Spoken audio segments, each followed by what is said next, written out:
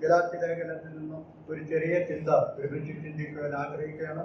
ഗലാത്യ ലേഖനം 1-ാം അധ്യായത്തിന്റെ 3-ാം വാക്യം വായിക്കുവാൻ ആഗ്രഹിക്കുകയാണ്. ഗലാത്യ ലേഖനം 3-ാം അധ്യായത്തിന്റെ 3-ാം വാക്യം.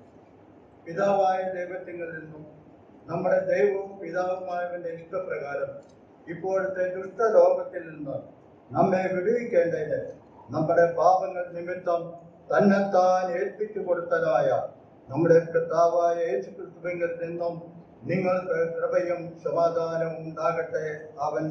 അവനെ എന്നേക്കും മഹത്വവും ആമേൻ.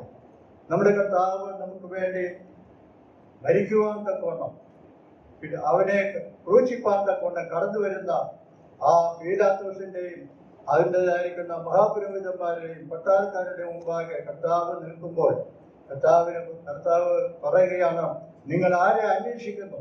യോഹന്നാന്റെ സുവിശേഷത്തിൽ നാം അത് വായിക്കുന്നുണ്ട്. അത് ഞാൻ വായിക്കാൻ ആഗ്രഹിക്കുന്നില്ല, എല്ലാവർക്കും പരിചയമുള്ള ഭാഗം. നിങ്ങൾ ആരെ അന്വേഷിക്കുന്നത് ചോദിക്കുമ്പോൾ കർത്താവ് പറഞ്ഞു, നസറായനായ യേശുവേ എന്ന് പറഞ്ഞപ്പോൾ അത് ഞാൻ തന്നെ എന്ന് പറഞ്ഞുകൊണ്ട് കർത്താവ് തന്നെ ഏൽപ്പിച്ചു കൊടുത്തതായിട്ട് കാണുവാൻ കഴിയും. ആദ്യമായി പറഞ്ഞപ്പോൾ കടന്നു വന്ന പട്ടാളക്കാർ അവർ ബോധം കെട്ട് വീണതായിട്ട് നാം കാണുന്നു. എന്നാൽ വീണ്ടും പറയുകയാണ്, നിങ്ങൾ ആരെ തിരയുന്നു? നസറേയനായ യേശുവിനെ എന്ന് പറഞ്ഞപ്പോൾ ഞാൻ തന്നെ എന്ന് പറഞ്ഞുകൊണ്ട് അവൻ തന്നെ ഏൽപ്പിച്ചു കൊടുത്തതായി വായിക്കുന്നുണ്ട്. നാം ഗലാത്യ ലേഖനത്തിൽ വായിക്കുന്നുണ്ട്, ഇപ്പോഴത്തെ ദുഷ്ടലോകത്തിൽ നിന്നും നമ്മെ വിടുവിക്കേണ്ടതിന് നമ്മുടെ പാപങ്ങൾ നിമിത്തം തന്നെത്താൻ ഏൽപ്പിച്ചു കൊടുത്ത യേശു. നമ്മുടെ പാപങ്ങൾ നിമിത്തമാണ് യേശു ക്രിസ്തു തന്നെത്താൻ ഏൽപ്പിച്ചു കൊടുത്തത്. തന്നെത്താൻ ഏൽപ്പിച്ചു കൊടുത്തത് നമ്മുടെ പാപങ്ങൾക്ക് പ്രായശ്ചിത്തം വരുത്തുവാനായിരുന്നു. അവനെ പിടിച്ചുകൊണ്ടുപോയി പീലാത്തോസിന്റെ മുമ്പാകെയും മഹാപുരോഹിതന്റെ മുമ്പാകെയും അവനെ വിസ്തരിച്ചിട്ട് അവനൊരു കുറ്റവും കാണുന്നില്ല. എന്നാൽ അവനെ ക്രൂശിപ്പാൻ ഏൽപ്പിച്ചു എന്ന് വായിക്കുന്നു. നമ്മുടെ പാപങ്ങൾ നിമിത്തം പാപത്തിന് പരിഹാരം വരുത്തുവാൻ തക്കണം.